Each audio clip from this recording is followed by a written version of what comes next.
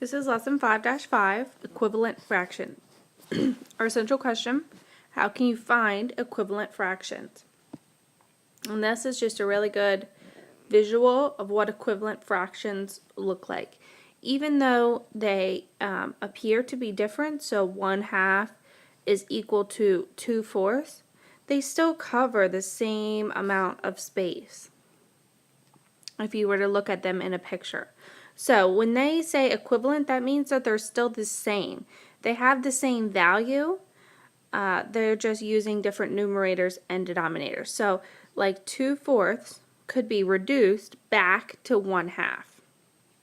So that's just a good example. We have one vocab word, equivalent fractions. So it's what I just explained. Fractions that have different numerators and denominators, but name the same amount. Alright, so we have example number 1. Write two fractions that are equivalent. So we have two options for finding equivalent fractions. And we can either multiply the numerator and the denominator by the same thing. And we can do that with any fraction. We can pick any number to multiply by as long as we multiply it by the same number. Or, if possible, we can divide.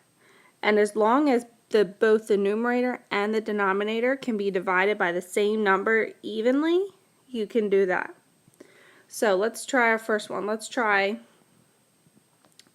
a multiplication. So we're going to do, I'm going to pick times 3. Remember I said you can pick any number you want to multiply. You want to try to keep it small because if you get into big numbers, you're going to be multiplying a lot. But if you want to do that, you want to challenge yourself, you're more than welcome. So you see I kind of made it like a fraction. So I'm going to be multiplying 2 times 3 and also 4 times 3 because I have to multiply the numerator and the denominator by the same thing. So 2 times 3 gives me 6 as my numerator, and 4 times 3 gives me 12 as my denominator. So 6/12 is one equivalent fraction. So I'm going to write that up here, equals 6/12. Now let's do it another way. This one we can divide. So let's go ahead and divide. So again, we have 2/4. I'm just going back to my original fraction.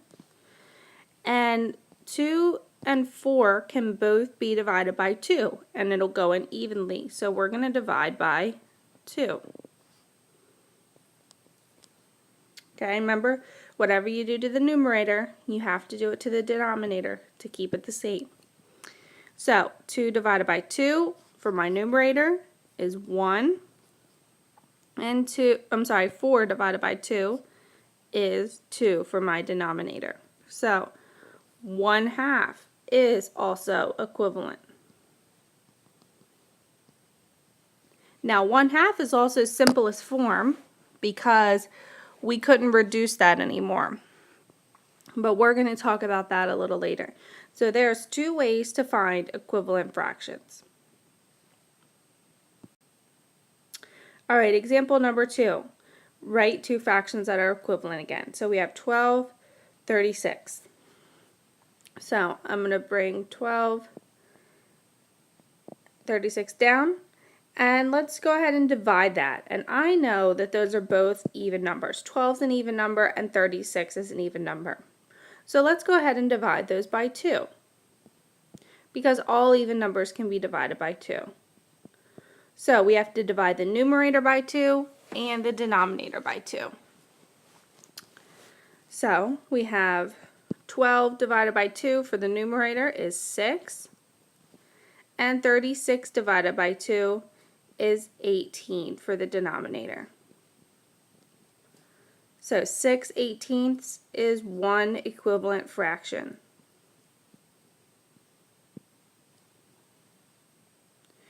So let's rewrite I'm going back to my original fraction, which was 12/36. 12/36.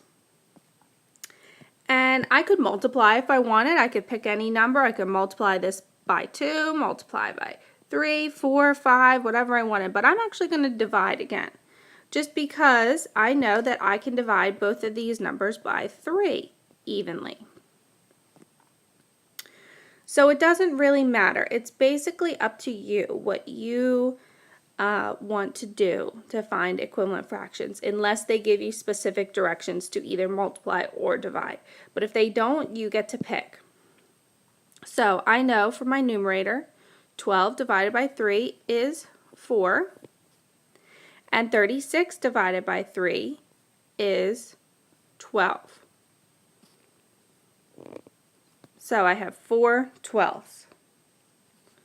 So 4 twelfths is also an equivalent fraction.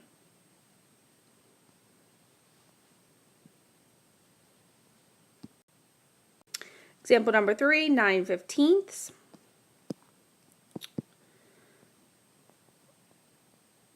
Okay, so I'm going to first divide, because I know 9 and 15 can both be divided by 3. So 9 divided by 3 is 3, and 15 divided by 3 is 5.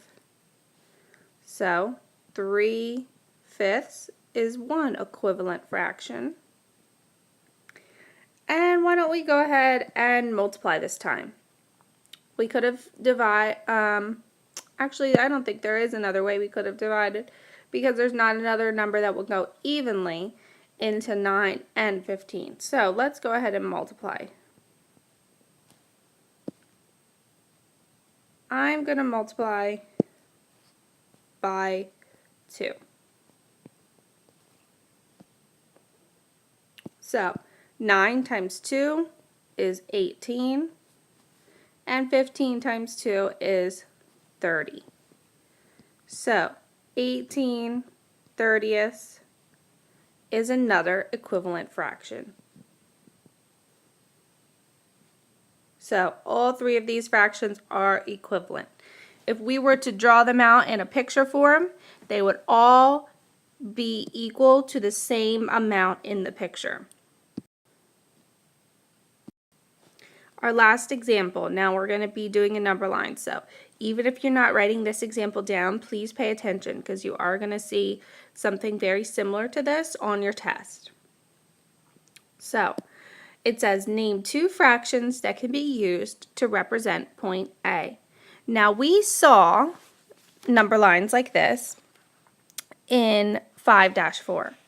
So you should be pretty familiar with how to read them. But on those number lines, they were out of 10. Not all number lines are going to be out of 10. That's what I want you to know, and that's what I want you to pay attention to.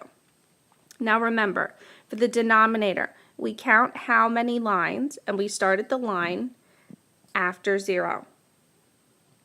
Because 0 has no value, so we have to start at the 1 after 0. So there's 1, 2, 3, 4, 5, 6, 7, 8, 9. And we would stop at the number 1, because that would make it a whole. So 9 is my denominator, because 9 is my whole. I have 9 whole lines. That's the most that it could possibly be. If my dot was on the number 1, it would be 9 out of 9, which is the same as 1 whole. But my dot is not on the 9. So let's count where the dot is. The dot is, we start again right here on 1, 2, 3.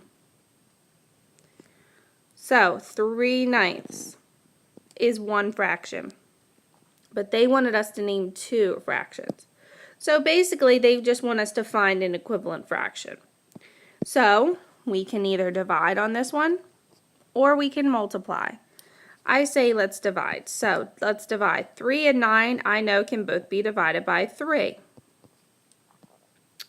So 3 divided by 3 is 1, and 9 divided by 3 is 3. So we have 3/9 and 1/3 would be our answer. Here are 3 practice problems. Find 2 equivalent fractions. You can do that by multiplying or dividing. Don't forget your word problem or question, and rate your understanding.